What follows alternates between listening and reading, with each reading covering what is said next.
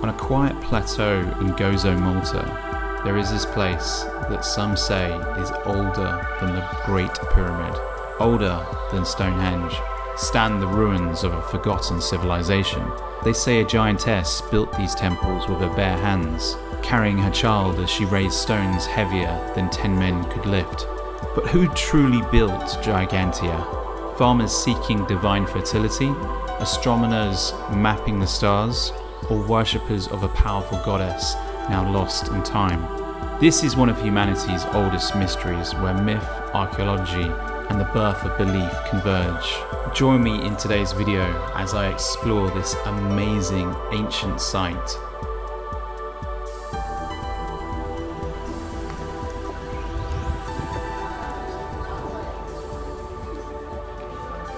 Well, I parked my car a couple of blocks away from this complex, Gigantium, and I have to say I'm excited. Growing up, I was fascinated, and it's probably shown in a lot of my videos, by ancient civilizations and the thinking that giants once roamed this earth that we live in. This planet has been visited by aliens. All of the above, you know, coming from England where I've visited Stonehenge dozens and dozens of times. In the last year alone, I think I visited Stonehenge probably 5 or 6 times just this last year. What the hell is this? Nobody knows for sure, Russ. Some people think it's a calendar, others think it's an astronomer's tool. You know, a lot of people think this was built by men from outer space. Oh. One of my most favorite experiences ever was visiting the pyramids in Egypt, despite getting hassled by the hawkers trying to sell you the tiny little pyramids and trying to take you on a wild goose chase and then trying to rip you off or even trying to mug you.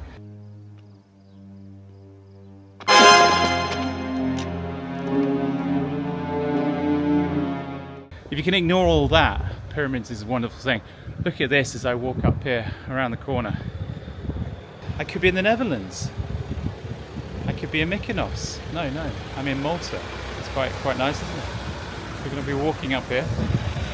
We're going to head around this corner in theory to get to the second oldest structure in all of Europe. For a while, if you were here maybe 20 years ago, you would have considered this structure that we're visiting today to be the oldest structure in all of Europe. But then Göbekli Tepe in eastern Turkey was discovered, which is far, far older. Although, you've got to think about it, Göbekli Tepe was buried, so, you know, it's been unearthed. This is still the longest freestanding structure that has basically been standing ever since it was built. And was it Sansuna that built it, or was it a group of individuals? Let's go find out.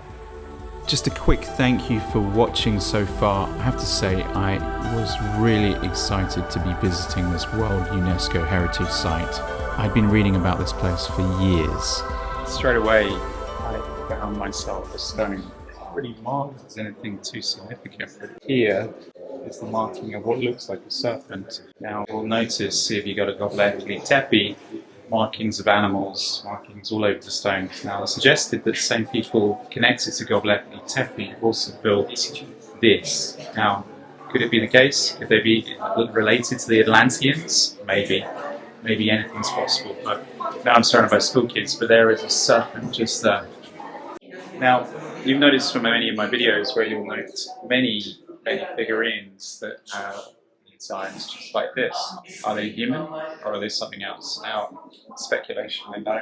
Well, I'm trying my best to get as much information in the visitors centre as possible, but when it's overrun by French kids, it's problematic, and they are smelly French kids. So I learned something. It turns out this was not always freestanding. It was buried, and like many monuments all over the world, just like the Sphinx, just like the pyramids, buried and neglected by the locals. It wasn't until the Brits came along and they saw that this was a place that needed preserving. It became part of the grand tour of Europe in the early 19th century, around the sort of 1830s. And it was all documented, showing that this is an ancient civilization. It conjured up imaginations. In a world of pure imagination. Especially given the fact it was called Ggantija. They're all giants, demigods. But as the years went on, and the farmers whose land it was, they cared not for it. It was all neglected. A lot of the rocks were broken up to the degree that they were just getting smashed up. It wasn't important to them. They were allowing trees to grow up through the bases. Rocks were getting taken away. Thankfully, in 1933, finally, the Brits basically said this needs to be protected. There's a lot of stupid memes about, oh, the British Museum has taken this and that. No, they've protected everything. If you want a world without the British Museum, imagine what the images of what we saw when ISIS ran through Iraq and Syria and the smashing up monuments.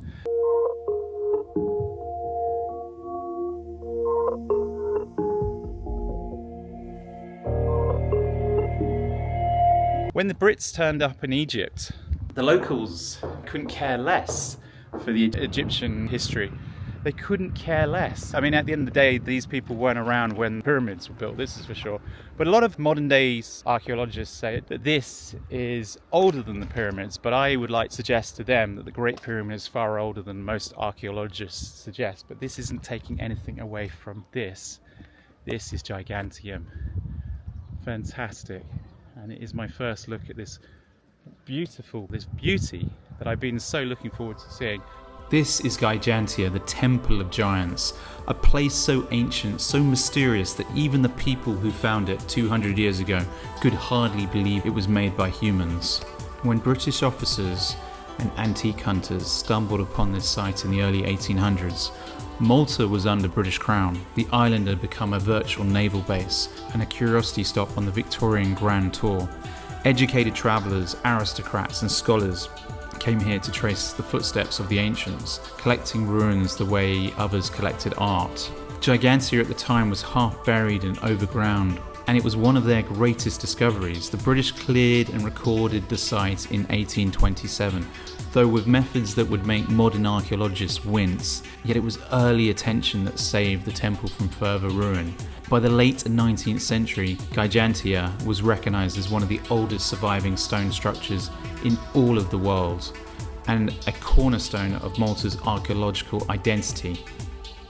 I get a lot of people asking me, don't you get bored of visiting Stonehenge all the time? And I have to say, every time I visit Stonehenge, I get blown away just by how awe-inspiring it is. And at the end of the day, they're kind of right. It is just stones that have been conserved and propped back up because they also had fallen down into not the state that we now see them if you visit Stonehenge. It wasn't just the Griswolds knocking them down. It was time and other people knocking them down and storms and everything. Thousands of years passed. A thing of glory for 1,000,000 future generations to see. And we were here. This is now being preserved, I think, in the same way that I reckon a local would probably love visiting this place just as much as me. I think you could probably visit somewhere like this multiple times. It's a really exciting place to visit. Long before British scholars even stepped foot here, the people of Gozo already knew about this place, by name and by legend. They said a giantess built it, a woman of impossible strength, called Sansuna. As the story goes, Sansuna lived nearby and built the temple on her own. She carried stones on her head while cradling her child in her arms. Her only sustenance, according to the tale, was broad beans and honey. A remarkably strange diet if you ask me, but each to their own. Some versions say she built Ggantija for her lover who was mortal. Others say she built it to worship the Great Mother or Earth Goddess who granted life and fertility to the land. The myth endures because, frankly, anyone who stands here and looks at these megaliths, some weighing more than 50 tons, begins to wonder if giants once roamed this island. Archaeologists infer the truth is perhaps even more impressive. Ggantija was constructed between 3600 and 3200 BC. According to mainstream scientists, that's more than 1,000 years before the Egyptians raised their first pyramid. I have to say, the first time I was ever reading about this, I was visioning Fred Flintstone and Barney Rubble.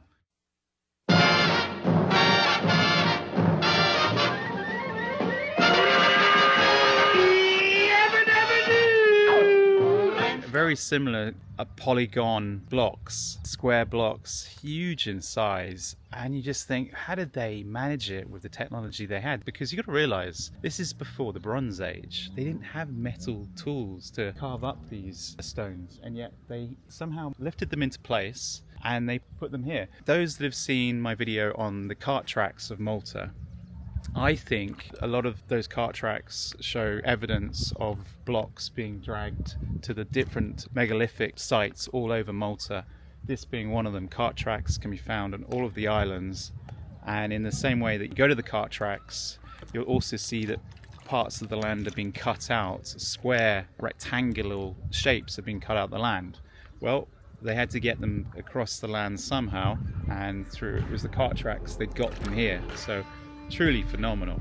Its builders used two kinds of limestone. They shaped the temple like a cloverleaf, with rounded apses and a central corridor, a layout repeated across Malta's prehistoric temples, suggesting a sophisticated spiritual culture. Red ochre once covered the walls, giving these stones a warm, almost blood-like glow.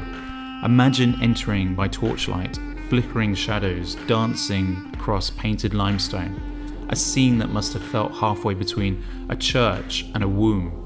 Inside we found libation holes, animal bones and traces of fires, evidence of feastings, offerings and perhaps sacrifices. Many believe this was a fertility temple dedicated to the mother goddess, and some divine feminine we see echoed in the voluptuous figurines found across Malta.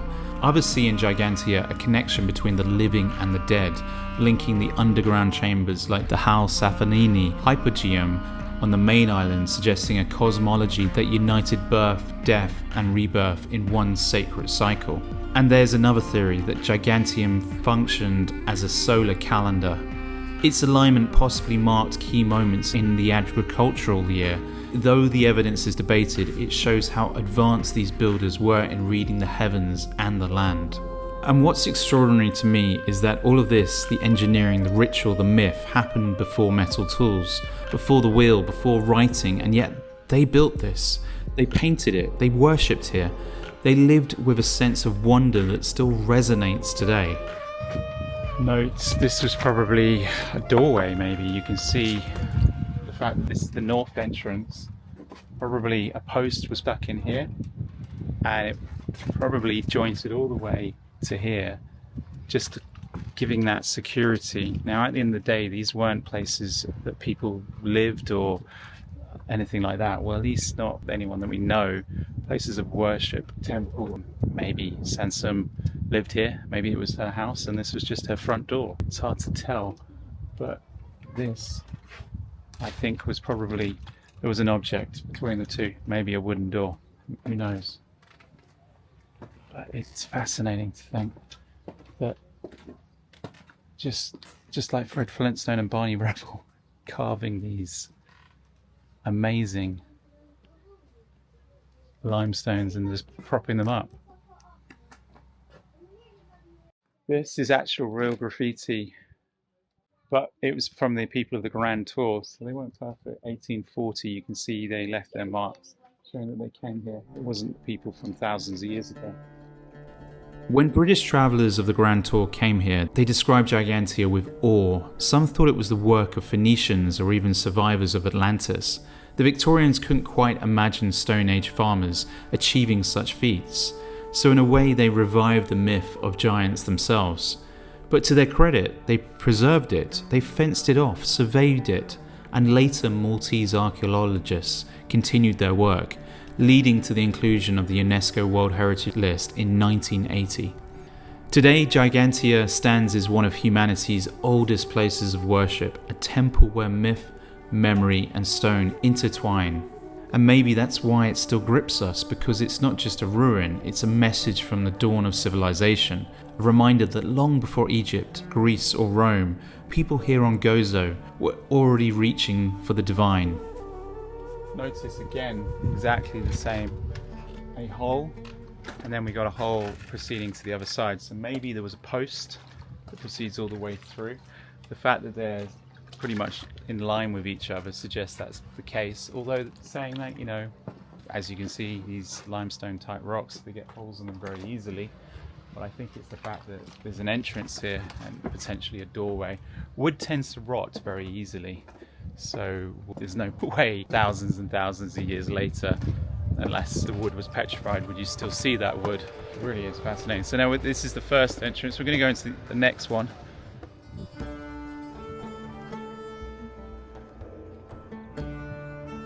I just want to give you some perspective on how it was back when it was really discovered in the 1820s by the pioneers that thought, well, this is something exceptional. Most of this facade over here was pretty much buried, where these school kids are all buried. I give it too much credit in the fact that it's been freestanding all this time. Just like all of these megalithic structures, they just got forgotten. In the same way that the Aztec pyramids, the Mayan pyramids, the Egyptian pyramids, every temple around the world basically lost civilizations, completely neglected by those that come after it. And it's not till the modern civilization, the Victorian era, industrial era, that people think there's something here. You'll see the shape of what these are. It's almost like this sort of clover type shape.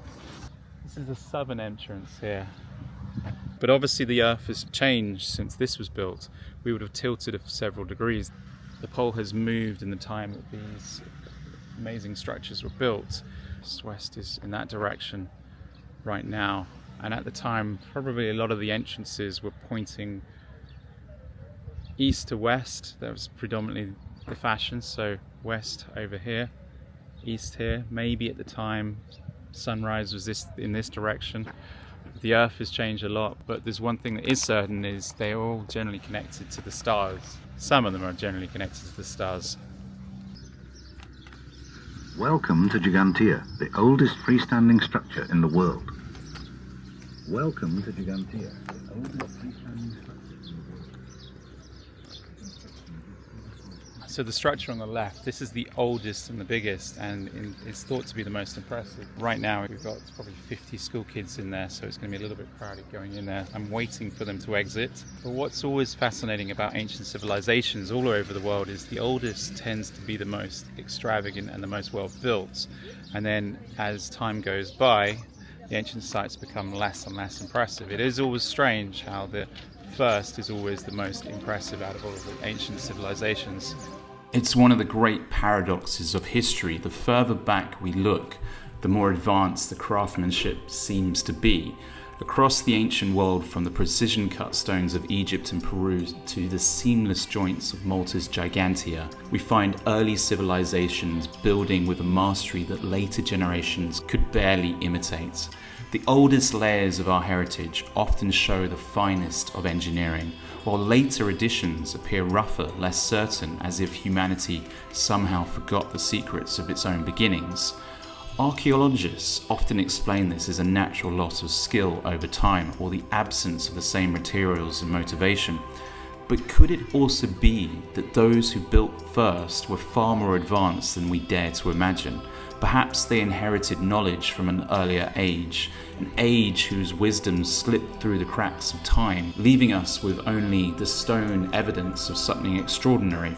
That raises a question many would rather avoid. How did the earliest builders achieve such precision, such engineering perfection, and what we're told are with the most primitive of tools? In Egypt, for example, the oldest dynasties left behind stone vases and granite jars so flawlessly carved that defy replication even with today's machinery. In Peru, the walls of the Sacsayhuaman and the Ollantaytambo fit together like a puzzle cut by laser, yet the people who built them had only copper chisels. And in Malta, where we are, Ggantija, enormous blocks weighing up to 50 tons stand perfectly aligned, without mortar, thousands of years before the pyramids. Everywhere we look, the pattern repeats. The oldest layer is the most perfect, and everything that follows seems clumsy imitation. Could it be that those who came first were not primitive at all, but inheritors of knowledge from a civilization long forgotten? Or, as some have dared to suggest, could the very first teachers have come from the stars themselves, visitors who passed fragments of their wisdom to early humankind before vanishing into myth? Perhaps that's why these ancient sites still hum with mystery, because deep down they remind us that our story might be far older and far stranger than we've ever been taught to believe. And here in Malta, among the stones of Ggantija, we stand face to face with that mystery, a silent echo of the time when humanity, or something beyond humanity, first began to build in stone. It is truly fascinating. I have to say, I haven't been to Göbekli Tepe just yet. It's on my to-do list. But I know that there are freestanding stones just like this This is supposed to symbolize fertility. That's what they suggest. But maybe it was built by Sansuna. Maybe she said, look, I've got to have a little house for myself and I may as well build it. And she was able to pick up the rocks. She was Nephilim after all. I like to think something happened here that was quite remarkable. Without a time machine, I don't think we're really going to truly ever know. But it's nice that finally this place is now being preserved, because they are doing something quite exceptional in the preservation of these things. But I just hope that it is able to be preserved. But yeah, I've got a security guy watching me, actually making sure that nobody touches the stones, and I like that. Another interaction I didn't get on camera, but the security guard, his mother's from Sussex, Brighton, England. He's a chap that's grown up here.